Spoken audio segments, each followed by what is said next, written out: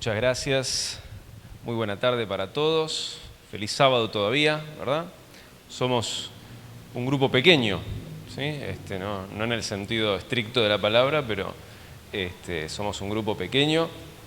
Aquellos que por ahí quieran acercarse más, lo pueden hacer, hay lugar. En esta tarde quería que conversemos un poco acerca de la creencia, ¿sí? No las creencias, la creencia distintiva de la Iglesia Adventista del Séptimo Día. Entonces, nosotros podríamos comenzar diciendo cuál es, por ejemplo, cuál es la creencia que nos distingue. El cuarto mandamiento, que dice, acuérdate del día sábado para santificarlo, ¿verdad? Ahora, nosotros, si buscamos todas las religiones del mundo, vamos a encontrar que la Iglesia Adventista del Séptimo Día no es la única que guarda el sábado. O sea, eliminamos casi el 99% de las religiones, sí, pero no para quedarnos solo con la Iglesia Adventista. O sea, nos vamos a quedar con pocas, pero todas guardan el sábado. Todas guardan el sábado. Entonces, podríamos decir que esa no es la creencia distintiva. Porque si fuera la creencia distintiva, sería la única iglesia que tiene esa creencia. Pero como no es la única, no podemos decir que esa es la creencia distintiva. ¿Estamos bien? ¿Se tiene sentido lo que estamos diciendo? ¿Qué otra creencia podemos llegar a poner sobre la mesa para discutir? La creencia con respecto al estado de los muertos, ¿verdad? Nosotros entendemos que cuando una persona muere, descansa, duerme, no tiene ningún tipo de conciencia hasta que venga Jesús y disponga a resucitar a esa persona. La persona no va a tener ningún pensamiento, ningún sentimiento, ninguna acción. Sabemos que la gran mayoría de los cristianos y los no cristianos también tienen el pensamiento de que al morir ocurre algo automático, que es irse al cielo o irse a un pozo en la tierra, en algún lugar donde la gente es quemada por Jesús por la eternidad. Hay gente que cree eso, ¿sí? Ciertamente, hay gente que cree eso y lo lamento por ellos, lo lamento que tengan que tener esa consideración sobre nuestro Señor Jesucristo, que tenga un agujero donde va a quemar gente por la eternidad y que la gente automáticamente al morir se va allí. Desgraciadamente hay muchísimas personas que piensan que esto es una realidad. ¿Sí? Hay muchísima gente, muchísimos cristianos que aman a Dios y piensan que Dios manda a la gente a un pozo a prenderse fuego por la eternidad. Pero vamos a encontrar que la Iglesia Adventista del Séptimo Día no es la única que cree que los muertos están muertos hasta que sean resucitados. Entonces, tampoco podemos decir que esa es la creencia distintiva de la Iglesia Adventista del Séptimo Día. ¿Estamos bien? ¿Estamos de acuerdo? Entonces, podemos seguir pensando, decir, bueno, entonces no hay una creencia distintiva, ya está, la Iglesia Adventista es la Iglesia Adventista y punto, ¿no? Ahora, nosotros tenemos que pensar, entonces, en el texto bíblico que define a la Iglesia Adventista del Séptimo Día. ¿Cuál es el texto bíblico que define a la Iglesia Adventista del Séptimo Día y no puede definir a ninguna otra iglesia? Hay un texto en la Biblia que señala a la Iglesia Adventista del Séptimo Día y no puede señalar a ninguna otra. ¿Cuál es ese texto?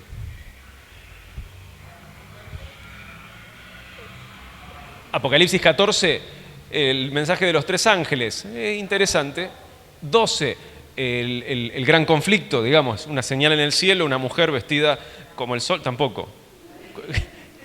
¿Estoy entendiendo mal o dijiste? Apocalipsis, ¿cuál decías? 19:10, el espíritu de profecía. Ok.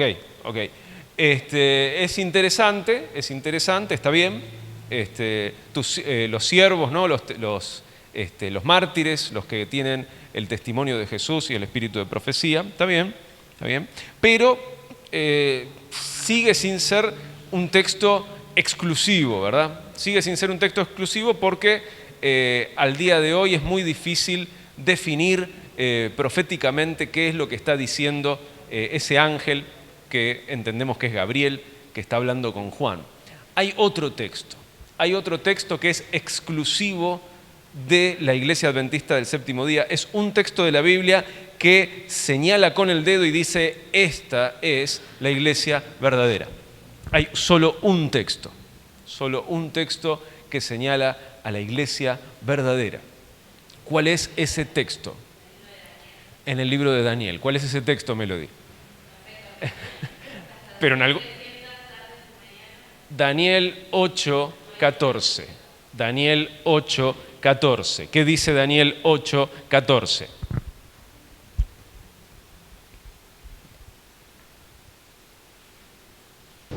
Y él les dijo: hasta 2300 tardes y mañanas, luego el santuario será purificado. Muy bien, muchísimas gracias. Daniel capítulo 8, versículo 14, es el único texto de la Biblia que señala puntualmente a la Iglesia Adventista del Séptimo Día.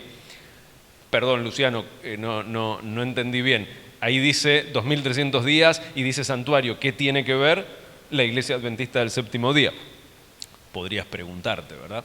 Ahora, ¿por qué digo que ese texto señala con el dedo a la Iglesia Adventista del Séptimo Día? ¿Alguien sabe por qué? ¿Alguien sabe por qué este texto señala a la Iglesia Adventista y no a ninguna otra? Cuando se cumplieron los 2300, ¿no es cierto? Fue la entrada después de Jesús al santuario, un lugar santísimo. Y en esa etapa empezó la Iglesia Adventista, ¿no?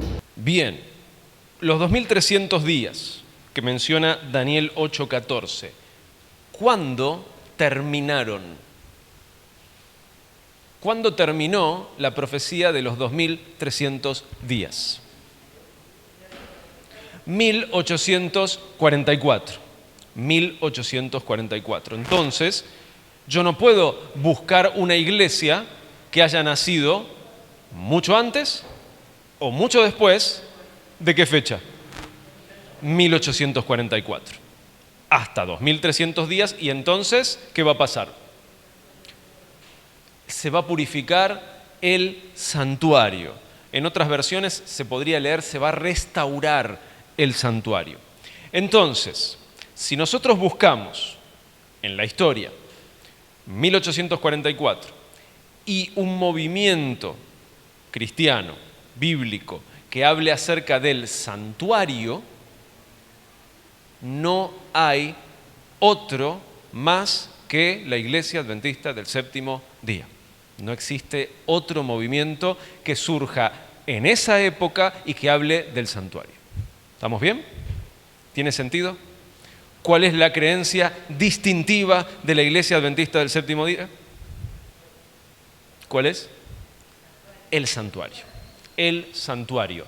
Podemos encontrar iglesias que guardan el sábado, podemos encontrar iglesias que creen que los muertos están, podemos encontrar iglesias que le prestan mucha atención a la salud, a la comida sana, al cuidado del templo del Espíritu Santo, podemos encontrar un montón de coincidencias, podemos encontrar iglesias que creen en los dones del Espíritu, podemos encontrar iglesias que creen en el don de profecía, podemos encontrar, pero no vamos a encontrar otra iglesia que tenga una creencia y teología desarrollada acerca del santuario.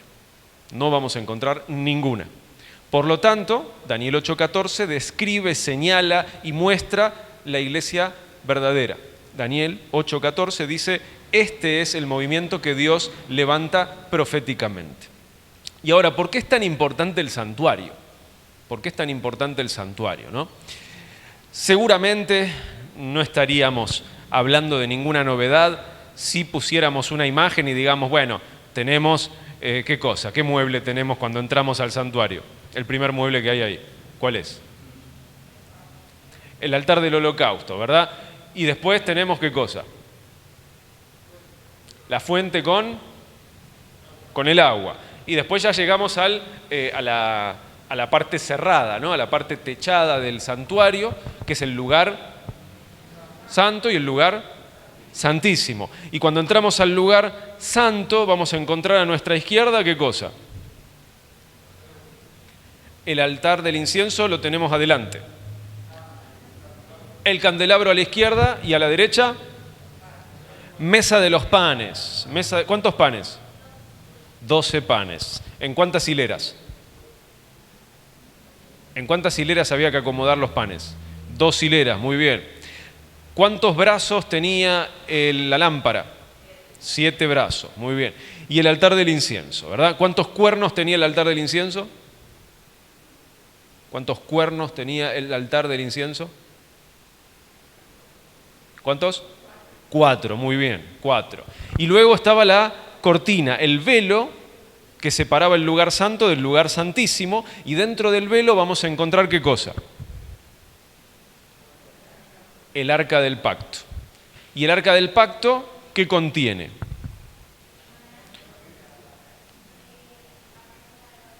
La vara de Aarón, el maná y la tabla de la ley, ¿verdad? Perfecto. Ahora, ¿cómo se llama la tapa del arca del pacto? ¿Cómo se llama la tapa del arca del pacto?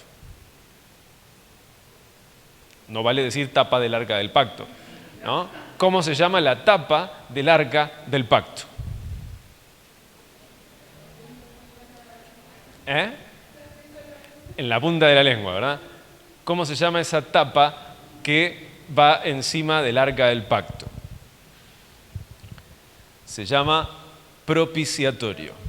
Propiciatorio, ¿verdad? El propiciatorio es solo una pieza de oro, ¿sí? Que tiene labrado, ¿qué cosa? 2 querubines de oro, extendiendo sus alas, ¿verdad? Uno para un lado, el otro para el otro, y casi que se tocan las alas, y en el medio de esas alas, ¿qué es lo que aparecía? La Shekinah, la gloria de Dios, ¿verdad? La manifestación visible de la gloria de Dios aparecía entre esos 2 angelitos de oro en el santuario terrenal. ¿Cuántas veces al año se podía llegar a ver esa Shekinah? ¿Cuántas veces al año? ¿Cuánto? Una vez al año. ¿En qué día en particular? ¿Cuándo? Día del perdón o día de la expiación. Muy bien, muy bien. Día del perdón, día de la expiación. Muy bueno. Hay Biblia acá, me gusta. Ahora, si ustedes saben, ¿sí? Hay un gatito que está mirando la predicación. Ahí. Ahora se distrajo, pero bueno. En el día del perdón se hacía un servicio diferente al de todos los días. No tan diferente, pero diferente al de todos los días, ¿verdad? Vamos a hablar primero del de todos los días. ¿Les parece bien? Vamos a hablar primero del de todos los días. Voy a necesitar, por favor, la asistencia de 3 jóvenes, ¿sí? 3 jóvenes. A ver si me pueden ayudar.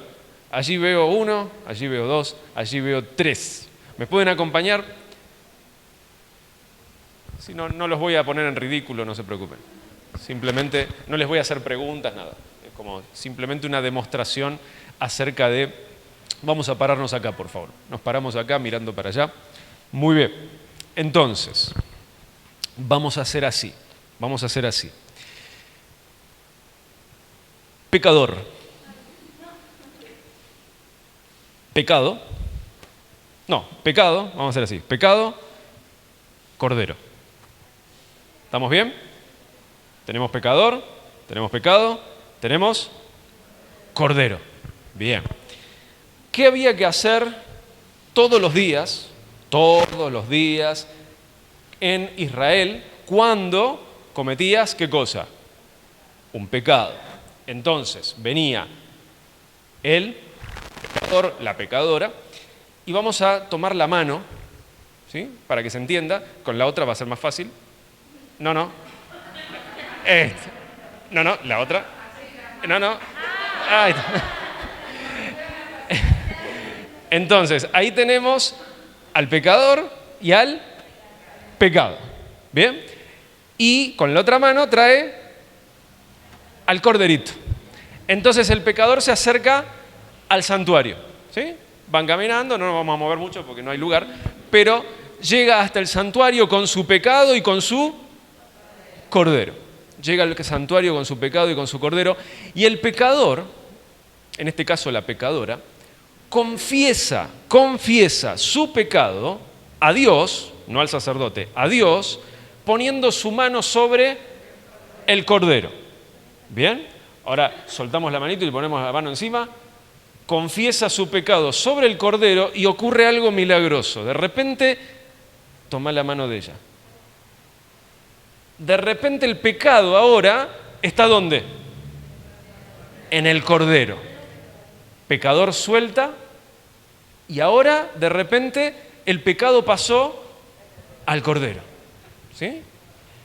El pecador, la pecadora, toma una hoja afilada y le corta el cuello al corderito.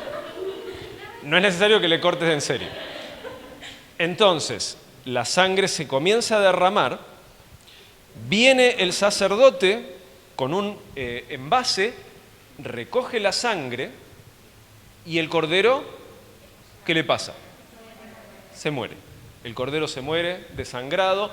Lo bueno es que esa no es la buena noticia. La buena noticia es que al cordero no le duele, sino que se va desmayando por la pérdida de sangre.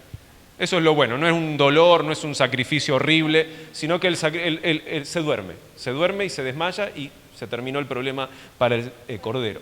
Entonces el cuerpo del cordero es cortado en pedazos, puesto en el altar del holocausto y se quema. Y se quema y se quema hasta que desaparece. Y luego las cenizas se sacan de ahí y se llevan fuera del campamento y se tiran por ahí. La pregunta es, ¿a dónde quedó el pecado? Tengo el plato con sangre. ¿Dónde está el pecado? Muy bien, gracias. Ahora vamos con el plato. Agárrate de acá. Ahí va. Entonces, listo. Pecador se retira. El corderito ya está. Muchísimas gracias. Y tenemos ahora al platito de sangre con el pecado. Y vamos dentro del santuario. Vamos dentro del santuario y el sacerdote toma de la sangre, moja los cuernos del altar del incienso y moja los dedos y empieza a salpicar 7 veces el velo que está frente al altar del incienso. ¿Sí? 7 veces. ¿Dónde está el pecado ahora? Está dentro del santuario. No desapareció. No se evaporó mágicamente por el sacrificio del cordero, no se evaporó mágicamente por la confesión del pecado, no desapareció el pecado fue pasando de mano en mano hasta llegar ¿a dónde? Al santuario. Muchísimas gracias, mi amigo. Entonces, cada pecado de Israel pasaba por este ritual. Cada pecado de Israel pasaba por este ritual. Todos los días. ¿Hay alguien que no peque? ¿Presente? No. Si tuvieras que llevar un cordero, ¿qué tan seguido lo llevarías? ¿Todos los días? ¿Te sentirías cómodo diciendo todos los días tendría que llevar un cordero? Yo sí, definitivamente. No sé cuántos corderos tendría que tener, ¿verdad? Para poder ir todos los días, pero tendría que llevar un cordero a diario. Ahora, el asunto es el siguiente. Vamos a repetir en nuestra imaginación lo que vimos, ¿verdad? Venimos con el corderito, venimos con el pecado, le ponemos el pecado al corderito, el corderito, la sangre adentro del santuario, multiplicalo por la cantidad de población, multiplicalo por la cantidad de días que se te ocurra. ¿Cómo estará ese velo? ¿Cómo estará ese velo dentro del santuario? Un velo precioso si lees la descripción de cómo se hizo, de los materiales que llevaba, de bordado, ¿no? O sea, bordado con oro, hecho por artistas inspirados por Dios, por el Espíritu Santo, para hacer una obra hermosa, primorosa, preciosa, bañado ¿en qué? En sangre. Yo no sé si en algún momento te cortaste o te salió sangre de la nariz y se manchó algo. ¿Probaste limpiarlo? es difícil de sacar la sangre.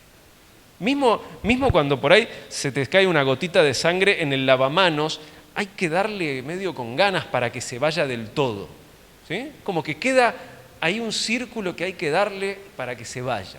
Ahora imagínate en la tela, ¿no? No sale, no se va. Y esa es la idea del pecado. El pecado no se va. Hay algo pegajoso del pecado que no se va, ¿verdad? Pero ya hice la confesión, ya hice el sacrificio, ya tiré la sangre, pero no se va a ninguna parte. ¿A dónde está? En el santuario. Está en el lugar santo, justo casi llegando al lugar santísimo, está ahí y no se va a ninguna parte. Ahora, todos los días, además del sacrificio voluntario de cada israelita que pecaba y llevaba voluntariamente su cordero, los sacerdotes tenían la orden de hacer 2 sacrificios diarios. Además de todos los que traigan, tenían que sacrificar 2 corderos diarios, uno a la mañana y uno a la tarde. Había un sacrificio matutino y había un sacrificio vespertino. Por lo tanto, cuando nosotros leemos continuo, significa que de continuo había ¿qué cosa? Sacrificio. De continuo había sangre, de continuo había un cadáver sobre el fuego, de continuo había humo subiendo, de continuo había luz en la lámpara, de continuo había incienso y de continuo había pan. Todo el tiempo sin detenerse en ningún momento. Y en todo momento había que tirar sangre dentro del santuario y había que tirar sangre contra el velo y mancharlo y mojar los cuernos del altar y dejar todo bañado en sangre. Entonces llegaba el día del perdón. ¿Sí? Porque hasta ahora lo único que sabemos es que todos los días el santuario se llena ¿de qué? De sangre, que significa que lleno de ¿qué? De pecado, porque esa sangre viene con pecado. Entonces, ¿pecado a dónde va? Al lugar santo. Pecado confesado, pecado que va al lugar santo. Pecado confesado, pecado que va al lugar santo, y está ahí, grabado en los cuernos del altar y grabado en el velo que separa el lugar santo del lugar santísimo. Entonces es necesario que ocurra algo, porque si no, lo único que hacemos es trasladar, ¿verdad? Es como se dice, sacarse la papa caliente, ¿no? El pecado, bueno, tomalo vos y listo, y lo dejamos allá. Sí, pero el lugar donde lo dejaste justamente no es el lugar adecuado, es el lugar santo. El pecado no puede estar en el lugar santo, ¿sí o no? Es ilógico que el pecado, algo asqueroso, esté en el lugar santo, casi tocando el lugar santísimo. Algo hay que hacer. Creo que habíamos mencionado en esta mañana que para el hebreo, cuando decimos Torá, decimos la ley, ¿de qué estamos hablando? Estamos hablando, es más que los 10 mandamientos. ¿De qué estamos hablando? Pentateuco, los 5 primeros libros de Moisés son la Torá, la ley. Génesis, Éxodo, Levítico, Números y Deuteronomio. Ustedes saben que los hebreos, también probablemente lo hablamos en algún momento, en otra oportunidad, los hebreos tienen una manera, o tenían una manera diferente de pensar las cosas que nosotros, los occidentales. Los orientales, sobre todo los del Medio Oriente o del Oriente Próximo, el cercano Oriente, tienen una manera de pensar diferente. ¿Cómo piensan, o más bien, cómo pensamos nosotros? Bien, nosotros pensamos de esta manera.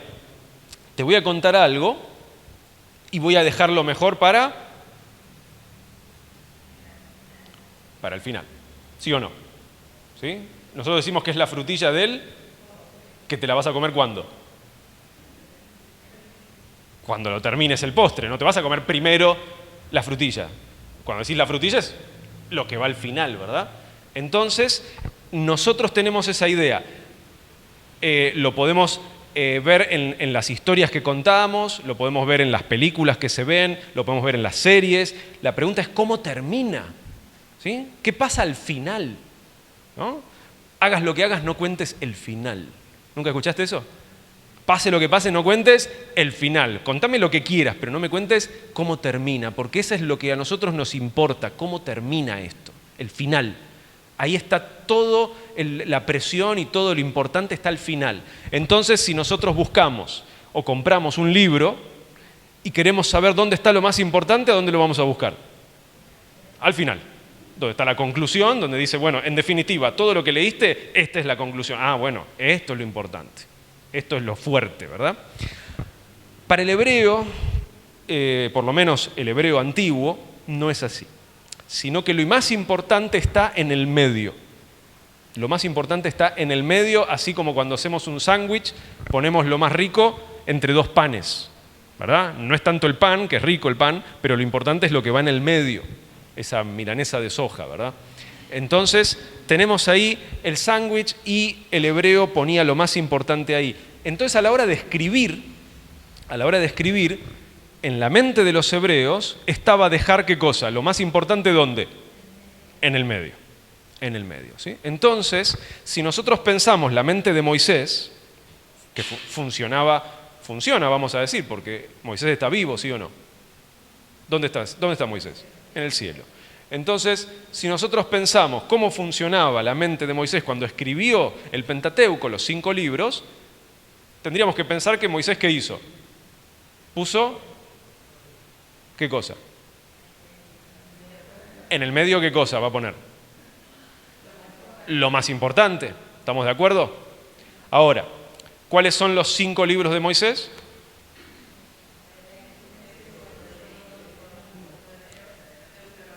¿Cuál te quedó en el medio? Levítico es el libro que está en el medio del Pentateuco. Por lo tanto, si mi teoría es correcta, Moisés tendría que poner lo más importante en Levítico.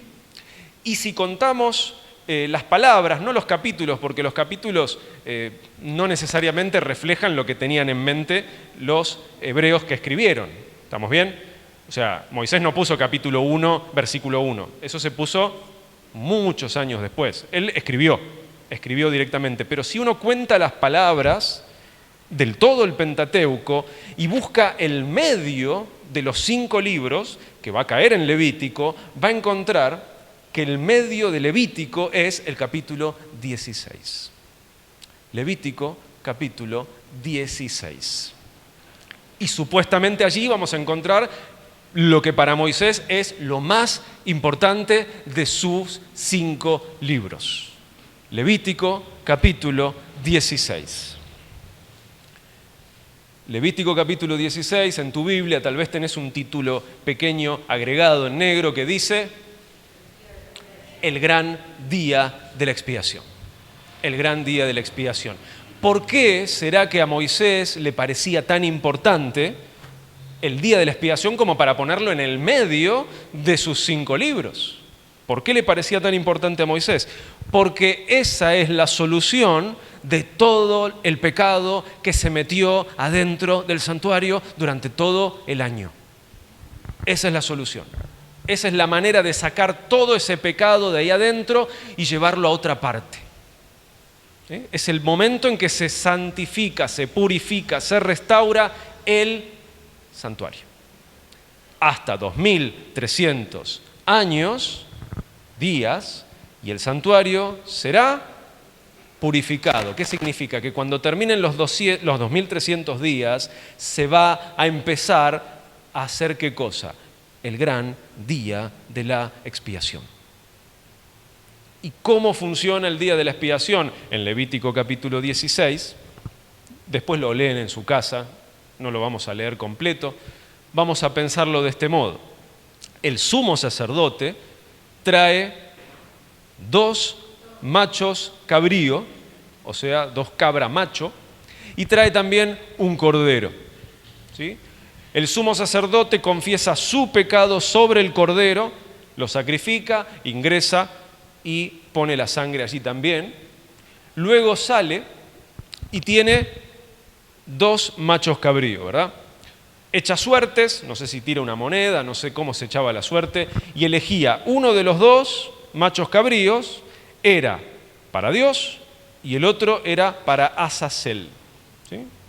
Si bien no estamos del todo seguros de qué significa Azazel, sí estamos seguros de a quién representa.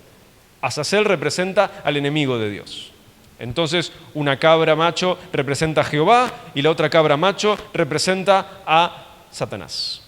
Entonces, el sumo sacerdote tiene que matar a una. ¿A quién mata? ¿A quién mata de esas dos cabras?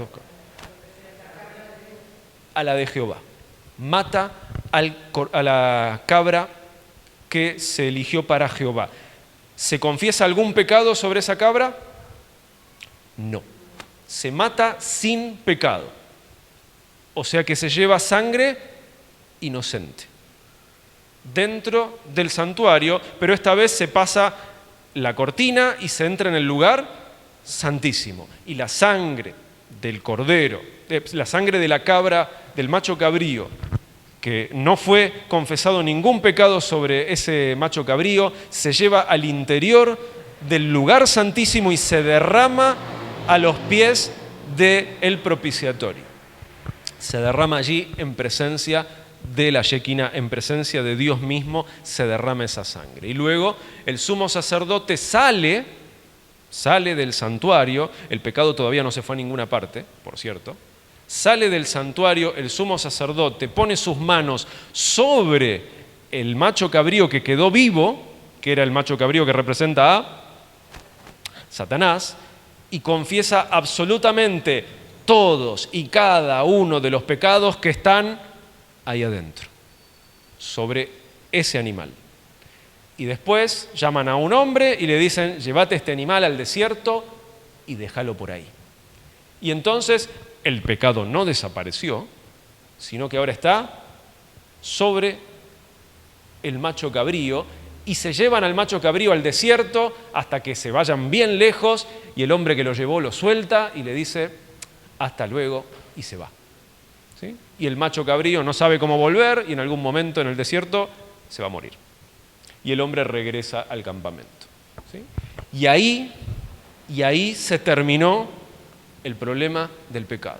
Ahí terminó el gran día de la expiación. Lo que significa que si una persona, antes de que se ejecute este procedimiento, no tiene su pecado ahí adentro, no fue trasladado al macho cabrío, entonces todavía lo tiene encima. Y si para el día de la expiación todavía lo tiene encima, ya no hay tiempo para mandarlo adentro y que se lo va, porque ya está purificado el santuario, ya no puede entrar más pecado, por lo menos hasta el año próximo. Pero como esto es un símbolo, el día de la expiación es un símbolo, que de hecho se sigue festejando al día de hoy, Yom Kippur, ¿sí? Los judíos siguen celebrando Yom Kippur. Pero nosotros sabemos que, más allá de la fecha ya no corre tanto. Lo que corre es el gran día de la expiación, que todavía no termina, y que empezó ¿cuándo? 1844. Entonces, la creencia principal, distintiva, de la Iglesia Adventista del Séptimo Día es acerca del santuario. La creencia distintiva y el texto más importante de la Biblia es Daniel 8:14. El centro mismo de la Torá es Levítico 16, que es el gran día de la expiación. Por lo tanto, nosotros, si somos adventistas del séptimo día, debiéramos pasar tiempo leyendo, estudiando acerca de estas dos cosas. No digo que no hay que estudiar lo otro y no hay que leer lo otro, pero yo sí digo que hay que estudiar y leer específicamente y especialmente y con ganas acerca del, ¿qué cosa? Día de la expiación y santuario. ¿Sí? Porque son las dos cosas que Dios quiso que le prestemos especial cuidado. En tiempos de Moisés había una verdad presente. ¿Cuál era? Perdón, tiempo de Noé. Tiempo de Noé había una verdad presente. ¿Cuál era? Tiempos de Noé. ¿Cuál era la verdad presente? Va a llover. Esa era la verdad presente. Amigos, va a llover y si no entran en el arca se van a mojar. ¿Esa era la verdad presente, sí o no? ¿Ok? ¿Qué había que hacer? Entrar al arca y cuidarse de la lluvia. Esa era la verdad presente. La verdad presente puede ir cambiando. Puede ir cambiando, depende del momento de la historia en el que estemos. La verdad presente hoy está así en Apocalipsis 14, en el mensaje de los 3 ángeles. El primer ángel dice, ¿qué cosa? Primero el Evangelio, ¿no? Porque dice que el ángel trae el Evangelio. O sea que primero el Evangelio, no es que el Evangelio no va más. No, primero el Evangelio. Viene con el Evangelio. Pero después, ¿cuál es el mensaje del primer ángel? Temed a Dios y dadle gloria. ¿Por qué? Porque la hora de su juicio ha llegado. Pregunta, ¿a partir de cuándo se puede predicar ese mensaje? 1844. O sea que el mensaje de los 3 ángeles no se puede predicar en cualquier momento de la historia. Hay que empezar a predicarlo ¿cuándo? Cuando empezó el juicio. ¿Y cuándo empezó el juicio? En 1844, de acuerdo a Daniel 8:14. Entonces, el primer ángel dice, temed a Dios y dadle gloria, ¿sí? Porque la hora de su juicio ha llegado, y adorad a aquel que hizo la tierra, el mar, el cielo y todo lo que contiene, ¿sí? Un llamado a adorar a Dios, a temer a Dios, a reverenciar a Dios, y específicamente cita parte del 4.º mandamiento, o sea que hay que reverenciarlo guardando el sábado, ¿sí? El segundo ángel, ¿qué dice? ¿Qué dice el segundo ángel? ¿Se acuerdan? Ha caído Babilonia y se ha convertido en habitación de demonios, ¿verdad? Entonces, parte del mensaje final es el Evangelio, es el juicio, es el sábado, y es que Babilonia ha caído, ¿verdad? Es parte del mensaje. Babilonia ha caído. Y el último mensaje, ¿qué dice? El tercero. Si alguno adora la imagen, si alguno adora la bestia, si alguno recibe la marca, va a haber problemas. Va a estar en problemas. Entonces, hay una verdad presente, ¿sí? El arrepentimiento es verdad presente eterna, ¿sí? Esa no tiene tiempo, ¿verdad? No es que es verdad presente, no, es verdad presente, pero siempre. Es una verdad preciosa. La de arrepentimiento siempre es una verdad preciosa.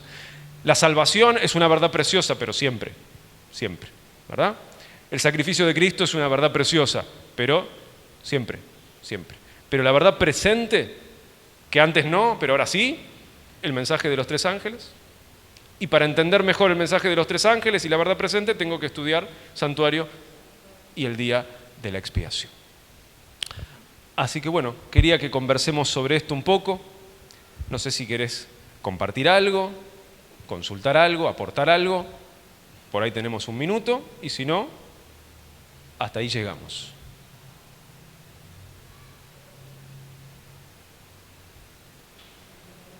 ¿Estamos bien?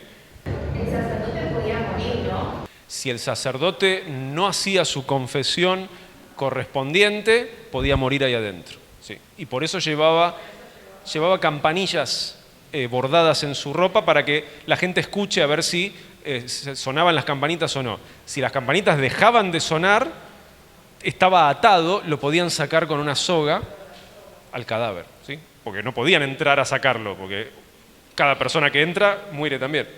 Entonces, sí, debía entrar, me imagino, el sacerdote con un temor de, ¿habré confesado todos mis pecados? Digamos, ¿habré confesado cada uno de mis pecados? ¿O me quedó alguno que no me acuerdo? Mirá si entro y caigo fulminado, ¿no? Y en cierto modo les digo, que ese es el tiempo de angustia de Jacob. Ese es el tiempo de angustia de Jacob. Muchas veces pensamos que el tiempo de angustia de Jacob es la persecución, pero ese no es el problema. El problema es que ya sabemos que no hay más intercesión en el cielo por nuestros pecados, y la pregunta es, ¿habré confesado todos? ¿Habré confesado todos? Ese es la angustia. Sabemos que ya no va a pasar más nada, sabemos que no va a cambiar ninguna situación, ¿no? El que es impuro sigue siendo impuro, el que es santo sigue siendo santo, ya no cambia nada. Entonces la angustia es, ¿habré confesado todos los pecados? ¿Incluso ese de cuando tenía 8 años? Esa es la angustia. Esa es la angustia. Ya no hay tiempo de confesar pecados. Si no confesé todos mis pecados, ya no hay tiempo. Ese es el tiempo de angustia, ¿no? No tiene que ver exactamente con lo que preguntaste, pero venía allí acoplado. Bien, ¿algo más?